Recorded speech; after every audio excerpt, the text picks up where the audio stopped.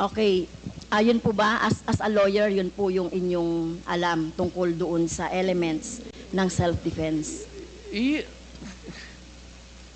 that, ibang ano ma'am, performance of duty, yung self-defense, elements of self-defense, kasali yan doon sa, it also at favors the policeman or soldier. Isa lang ang standard niyan, ma'am. Are you in danger of losing your life in front of a person, whether really criminal or your enemy, galit mo, and there's a confrontation, a violent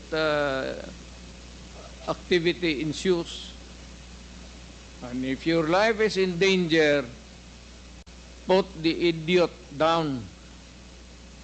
Rather mamatay ka.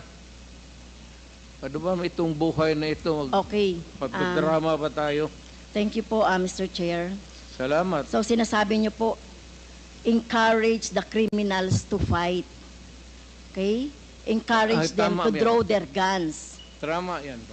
Okay? So ang elements po ng self-defense ay, ang alam ko po, no, sa turo ng mga abogado,